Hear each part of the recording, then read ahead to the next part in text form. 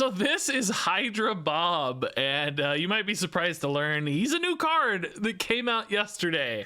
But you probably haven't seen him because absolutely no one purchased Hydra Bob except yours truly. Yeah, indeed. People think this is one of the worst cards we've seen in a long time. This effect is kind of hard to use. There's not a lot of movement bonus cards for it. It adds some real complexity and weirdness around snapping, so I can understand absolutely why people passed on that one. That said, I think I made a pretty fun deck for Hydra Bob today, and I did win a lot with it too, frankly. I went 11-6, which is a 65% win rate. There are bot games in the mix, of course.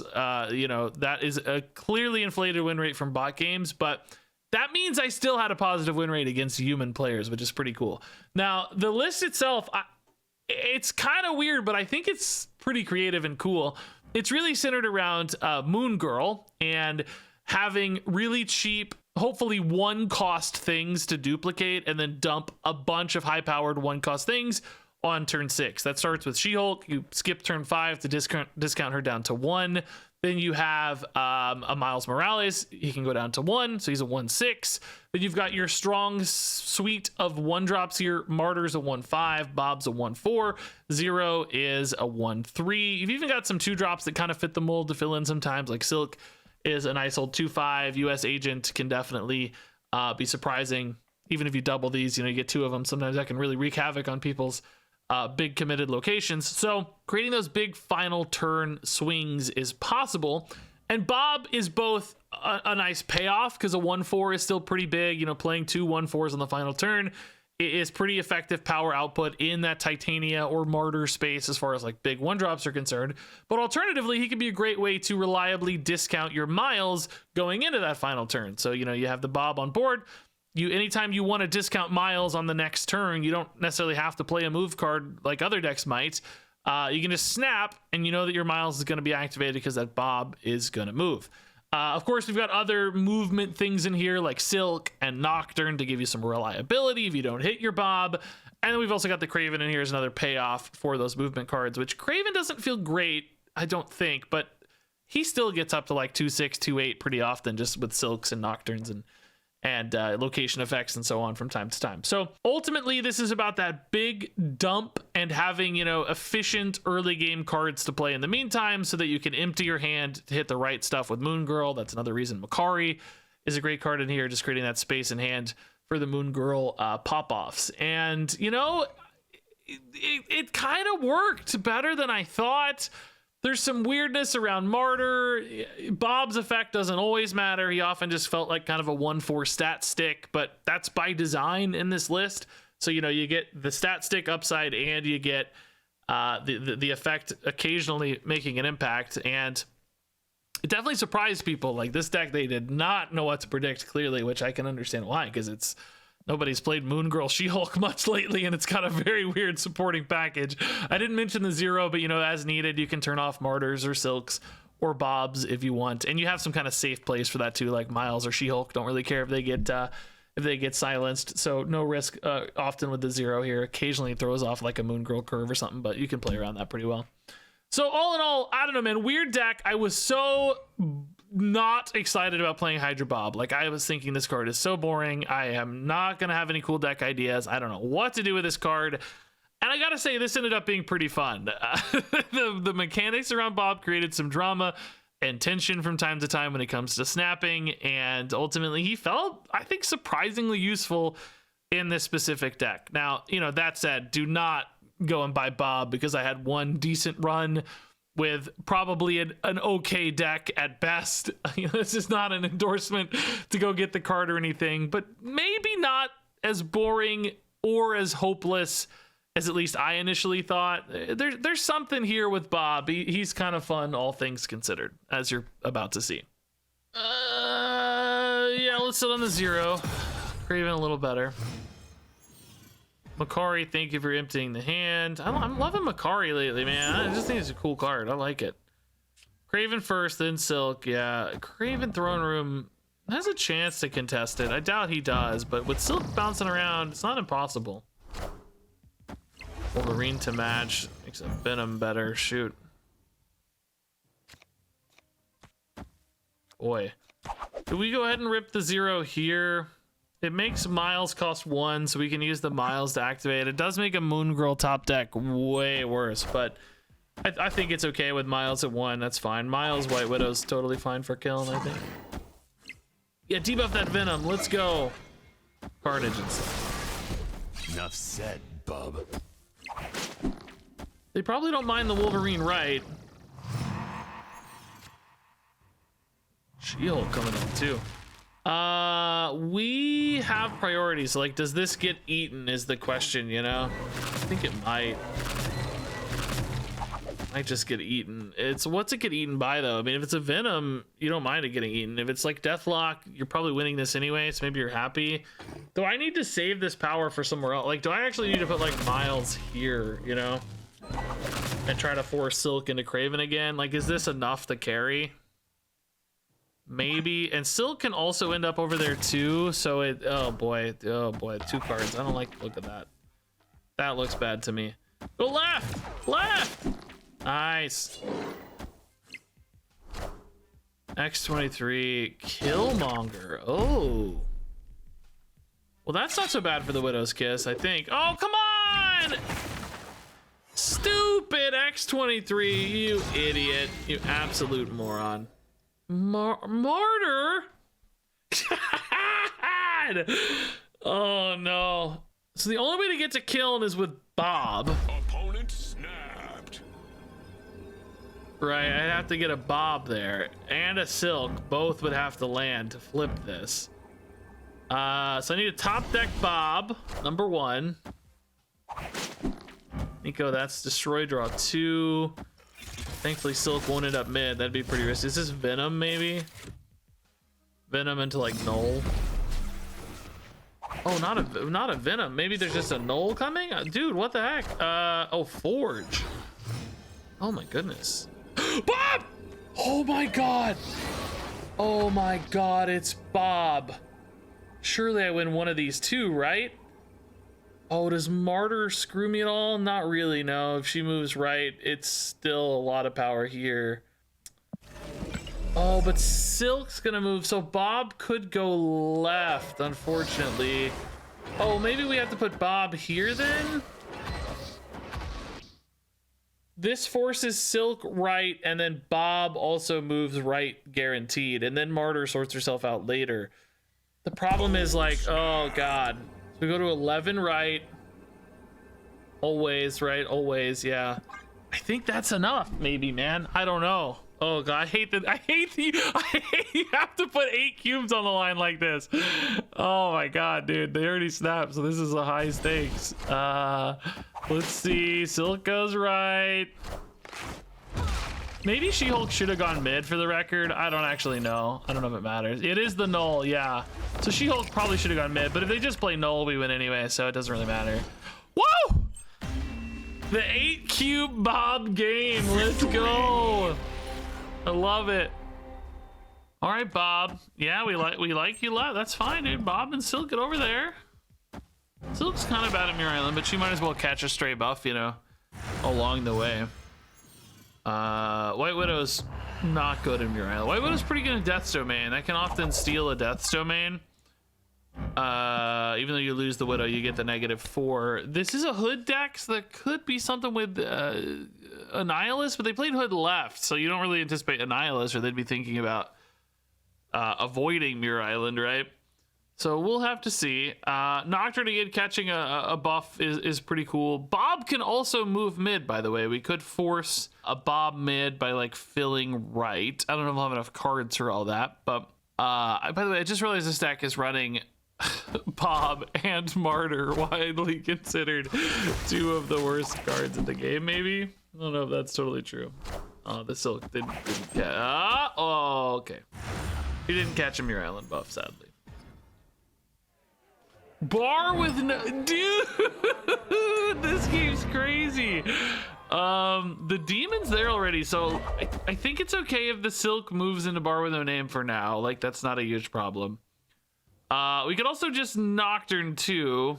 The opponent can snap Bob into bar with no name though too, so there's like some real I don't know, dude, this game's cooking, I'll just say that. Silk is not happening in Muir Island, and unfortunately. I guess I should have played these in other order, but the opponent's card would have dictated this anyway. So it didn't really matter. I wouldn't do it. We go Moon Girl here. I mean, the second Nocturne's just not really that helpful, I don't think. I don't anticipate Agent being good. This looks like a bouncy deck. We might even see a bounce here. This Nocturne's gonna make their life funny, I bet. I bet they're gonna think funny about this Nocturne and like, oh, is he gonna go 4 bar with no name? Is he gonna dodge bar with no name? I mean, as it stands right now, I don't have any reason to change the status quo. You know, I'm okay. Now I have a reason to change the status quo. Yeah, Falcon bouncing that gives me a reason. It wasn't a beast bounce, it was a Falcon bounce. Makari could also give me a reason to change the status quo. Let's go Moon Girl here, see if we can try to hit the Makaris and Death's Domain. Again, if not, we have the Nocturne to bail us out and bar with no name if they like both go to bar with no name. But Makari Moon Girl, by the way, super rare. Usually the Makari gets drawn before that and you know, disappears before you get a chance to Moon Girl on 4. But if you draw the Makari at the right moment, the Moon Girl can be a pretty sweet follow-up. So since the Silk is there, I think we have to go for this. The Agent here is technically beneficial for me with Dark Hawk, for sure. It does actually hurt my Miles though, doesn't it? Miles and She-Hulk are the only 2 cards I have. Well, no, it hurts my Moon Girl too. What am I saying? No, Agent's terrible. What am I kidding? Maybe we just She-Hulk and win at 12. Problem is this Silk is pretty spooky. I'm at 18, 23, 33. It's pretty good. But I'm actually probably just better off trying to win bar with no name, right? Because if the Silk moves, Silk might move left and help cover this anyway. But more importantly, like, I'm really winning mid, and I just need like as much power as possible here. I think that okay, yeah, they're just done. Yeah. Okay. I mean, listen. Weird game, right? Like a really weird game, weird locations, but this felt pretty great. Weirdly, you know, the Bob moving is a risk, like, but they didn't snap. You know, they could have snapped and tried to push the Bob somewhere else. But like I said, the Nocturne kind of covered that. We were also sort of abandoning left because, you know, we think we're forcing these 2 spots. So if Bob moves mid or right, that's fine. He's just shoring it up. We would just play through the snap. We wouldn't have to leave. Okay, not a good 0 hand, of course. Eternal's Arc, clearly we're going to want to dump some power mid and right. Central Park's kind of bad for our White Widow, but also not terrible because, you know, no space to play can be useful. Oh, wait, what's Spider-Man? Look at that, it's Spider-Man, all right. This is kind of bad for me. I like the scrolls for Martyr, but it's gonna be tough for me to win there. Do we think they have any like cheese for this? I doubt it. Are we gonna go Moon Girl if we top deck it sometimes? Like, this is pretty powerful. Eco White Widow just doesn't really tell me anything at all about their deck. I still have a good turn 4 line here if I want it. The move stuff on Kraven's just not it, right? My last turn to play in Central Park is kind of next turn. Oh no, it's after turn 5. No, we have time. So we could actually just skip turn 4 as well and dump the big She-Hulk mid. I kind of don't hate that. Iceman. Okay, that's fine. Another freaking White Widow, dude. Jeez. I didn't even pay attention to which Nico this was. I mean, the good news is we're scaling a lot already. I mean, I really want the She-Hulk to go mid. I hope they don't have some way to disrupt that. Let's float here and see what happens. Because like they have to play the card there in the next 2 turns, you know? Oh, wait. Whoa, interesting. Now I've got a lot of catch up to do. That said, they're just not very big mid, are they? Do they have a way to get bigger mid?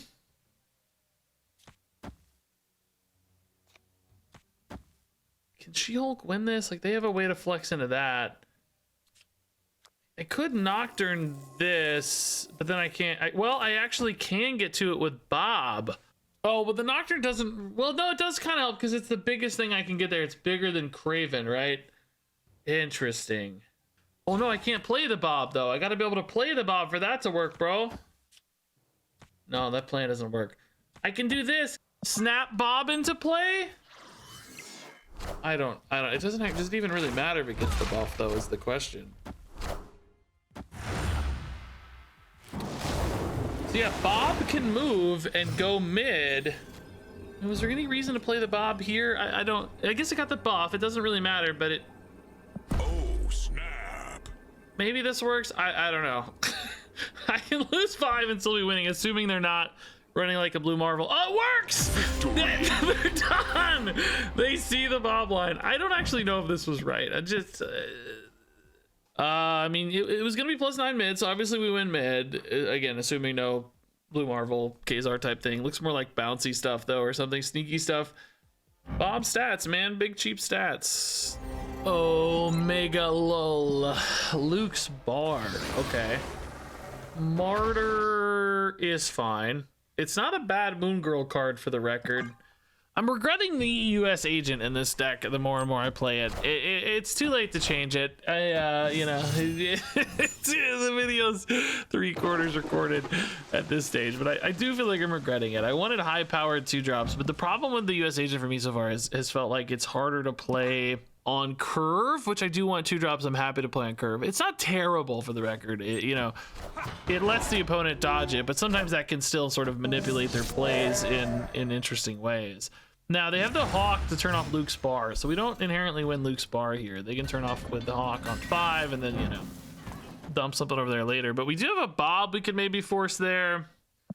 And we have a really good Moon Girl here. Just top deck She-Hulk, and we are like the happiest people alive, right? Makari would also be a decent top deck too. That has a good chance of hitting bar as well. Red Guardian on the agent. I mean, yeah, that's only important if they make it important. We don't know yet. Martyr going left is oh my god, we're too good. Martyr going left is definitely a bit of a well, probably not actually. No, Martyr going left, fine. This is fine. This is insane, by the way. This is like the perfect hand. Now I have to move the Nocturne on 5 to get the miles discounted. So we skip turn 5, we move the Nocturne. Do we move Nocturne to Luke's bar? Like, we know they have the Hawk anyway. They may decide to turn it off anyway. I think we do move it to Luke's bar, right? We can get to Need of Valir, that's fine. We're gonna have 6 cards to play. So we know we can get really stacked in Need of Valir. So yeah, I think we move Nocturne left. 6 cards are gonna have what? 4, well, actually 7 spots. How do the Bobs work around? This is end of game. This is each turn. So I think the Bobs go off before the Martyrs, dude. I don't know, dude. Oh, interesting. Okay. Very spicy. Nocturne still needs to move. It's just which way does she move? I guess we move her right now because yeah, we move her right because they already have 2 cards here. They may be thinking, hey, I'm gonna stack up a ton of Need of Valir. So we move her right, and that way, you know, we're stronger here because we know we can dump 4 or whatever. And then Martyr might carry kind of between the 2 spots, right? Quantum Realm, though, is really bad for us. Ah, shoot. Well, I guess that's kind of okay for the Martyr in a weird way, though. Dude, they got fat here. I mean, I probably don't really need... So, like, we're really big here. We're up by 1, so we're really going up by 11. Left, we're going up a ton. But if we... Well, if we win... oh, dude, I don't know. Martyr... I'm losing right... So Martyr won't move right, so she'll stay mid, which is relevant. Yeah, I think this is the right way to do it. I think this is right. I don't think we need the Bobs to move. I mean, a Bob moving right wouldn't be a disaster, but I also don't hate it left either. So I'm okay with not snapping, I think is my takeaway from that. Agent's pretty great. That's 11. I think that's a is that a tie mid? No, we lose by 1. Oh god, it's gonna be a tie. Is it a tie? I'm too late. Silk's moving. Oh my god, Silk's gonna move back left. Dude, how I'm adding 11 points mid. It's a tie. This is gonna come down to tiebreakers, dude. Does Martyr screw me then? Well, no, because she won't move right because we're also losing right. We're winning left. Okay, this is fine, dude. This is great. This is great. Totally fine. She moves right, we obviously flip right, so she won't move there, so she'll just hold for the tie. Oh my god, dude, they had exactly the right card. So cheap too. This agent, dude, should have known. I mean, I could have theorized, right? This was one of their highest power plays mid if we thought about the Loki a lot. The She-Hulk was very unlikely. Dude, I don't know, a snap on Bob. I guess that could have created problems with Martyr, wouldn't it? Yeah, if the opponent had snapped, this Bob would have moved. We would have lost left because Bob moved, and then the opponent, then Martyr would have moved right to lose us mid, and we would have lost the game. Yeah, if the opponent had, if anybody snapped, but if the opponent had snapped here, this, now they didn't know the Bobs were coming, of course. The Bobs in this case were basically, you know, Titanias or Martyrs or whatever else, but actually a little better than Titania or Martyr with priority considerations here. I don't know. Ultimately, though, that is a crazy amount of power we dumped. 8 from Bob's, 20 from Hulk's is 28, and 12, 40 power dumped on the final turn is just absolutely silly, really. Okay, Bob early. Let's do it, man. Craven and Miles. Limbo's bad for us, but Nocturne can fix that. I mean, it's, you know, we just don't, I don't think we have a ton of depth. It's kind of cool with double She-Hulk, I guess. Oh my god, TVA is good for us, though. Do we go Craven first and then Snap, maybe? We have White Widow Miles if I snap. So, oh my god. Okay, dude, this is victory. Guys, this is why I don't snap in videos. I'm telling you right now, dude, it takes forever to record games. It's just people retreating. Squirrels. Okay. Squirrels, I mean, we've been filling the board pretty reliably, so squirrels make me nervous. Oh my god. Let's pass here. I don't want to commit too much to anything right now. Wolverine, that does kind of imply destroy deck, which is unfortunate because they can make a lot of space that we can't make. That's tough. Silk is also pretty dang risky for us. Jeez. Boy, I have any way to buff a squirrel? No. White Widow could be could be good if well timed, but probably pretty hard to pull off. I guess I'm gonna play Silk, but I have priority, so it actually moves out of Muir Island most of the time. Boy, this is tough. I think we're not in a good spot. Okay, it moves to Muir Island. Oh no, it still moves out. Jeez, I played 2 cards. Nico, and I mean, do they have a Killmonger? If so, that definitely changes the scope of the game. It kind of feels to me like they're trying to make space for a Killmonger. I don't know. Miles. I really wish we could copy this She-Hulk and this Miles, but unfortunately we only get the Miles if we do it this turn. I mean, She-Hulk double Miles is still pretty good. Double Miles sounds like I'm advertising a credit card. It's still pretty good. Like, but 2 She-Hulks would sure be nice. If the problem is if they don't play a Killmonger, I'm basically cooked on space, right? I think we just take 1 She-Hulk. I hope they play a Killmonger though and open up this game a little bit, man. Just the Venom. If I was them, I wouldn't play a Killmonger, I don't think, because they're better at like stacking through these cards than I am. But I wish they would.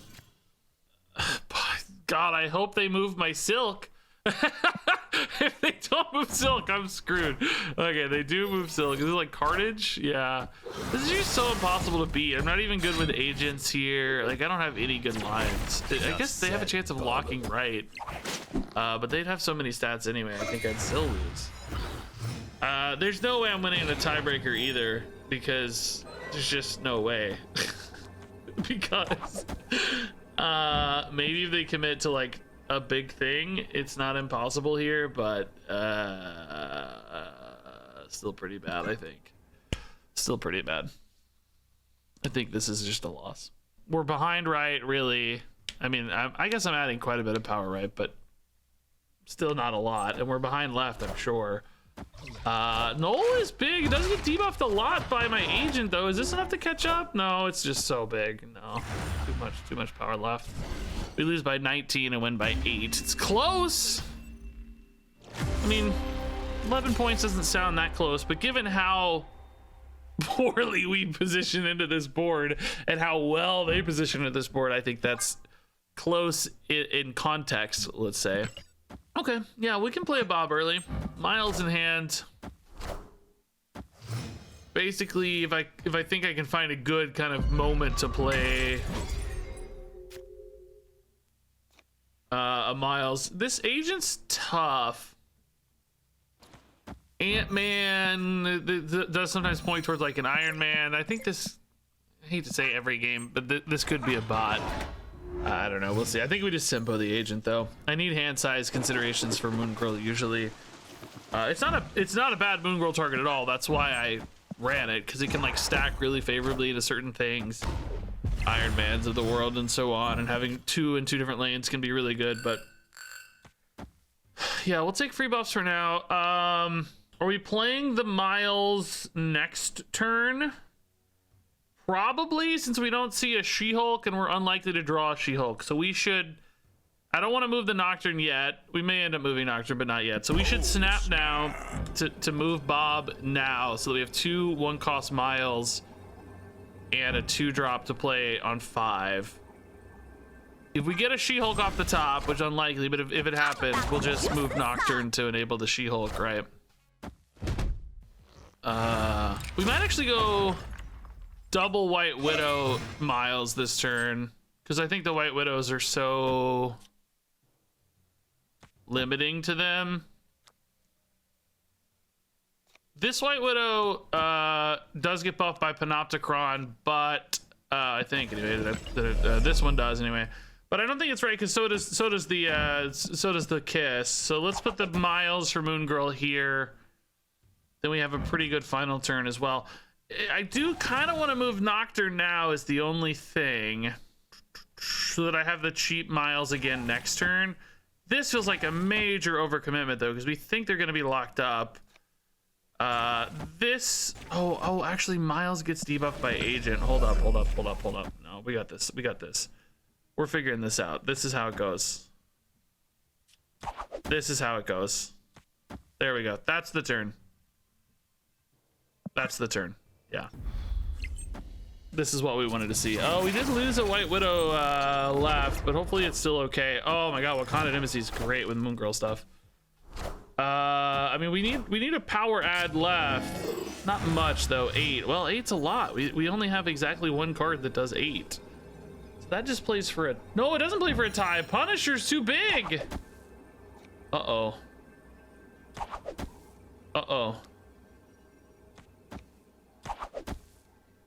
Yeah. I mean, this is my biggest guy here. I think we'll be okay, but dude, I don't know. Claw plus Ant-Man's scary. Oh, Miles is actually not bigger there. Hold up. Oh, dude, I gotta watch myself on these agents, dude. They're tough. Silk is bigger. I mean, the agent might really limit them though. If they try to play like, you know, big onslaught, Iron Man type stuff, it gets really small. Really fast. They just went, it's definitely a bot. They just played 1 card right. I feel bad beating these bots and putting it in the video, but it's just gonna have to happen. We're seeing the deck do, oh, whoa! We're seeing the deck do cool things, even against bad opponents. Now I feel like we threw this location a little bit though, man. I don't know if the double White Widow was right. I thought, you know, they wouldn't play here. I don't think a human would have played here for the record. Maybe they would have with Claw specifically. I mean, is this actually a bot, dude? I don't know, man. I always think it's bots. I mean, this is definitely a bot play because they don't beat what we even had here before. Either way, another great showcase of this deck in action. When you hit the Moon Girl, dude, this deck does cool stuff. Like, our numbers are big. Wakanda Embassy certainly helped, but we've got some big potential in this. Okay, Bob. We don't want you going to Vormir, Bob. No, we want you out there, man, fighting. Do your thing, Bob. Is this a bot? That might be a great way for us to win a game with Hydra Bob and Martyr. Maybe not too. Okay, Fisk Tower, actually fine. Let's sit on the 0. It's kind of good for the Moon Girl. You know, it's not as big as a 1-4, but it's close and can be played usefully in some cases later. Okay, it's a 2-3. That is actually notably worse. Let's obviously put Nocturne here. Might want to turn off Vormir, dodge Fisk Tower. Moon Girl on the miles is really good, so we might want to snap to move Bob and activate the miles discount here. Colossus, the opponent is a genius. They might be a bot, but they're also a genius. Yeah, this is honestly like the perfect Moon Girl here. The only super sad thing is we don't really know where the Bob is going. I just know it's not going mid, so let's shore up this power mid. Snap for the Bob to move. Oh, actually, you know what? Oh, okay. I wish I could. Oh, I kind of don't want to play the miles next turn, you idiot. That's okay. I can move Nocturne. I'm an idiot though. I should have snapped on 5.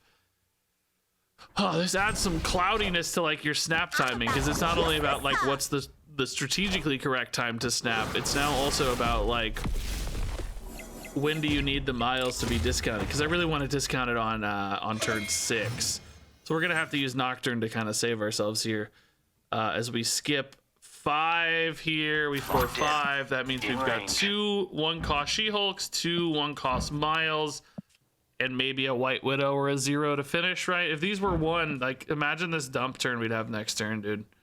Would be absolutely crazy. So sadly the Bob here didn't actually enable what we needed. That's why Nocturne's here. Obviously, we got some backups in the deck. It's not just a Bob plan.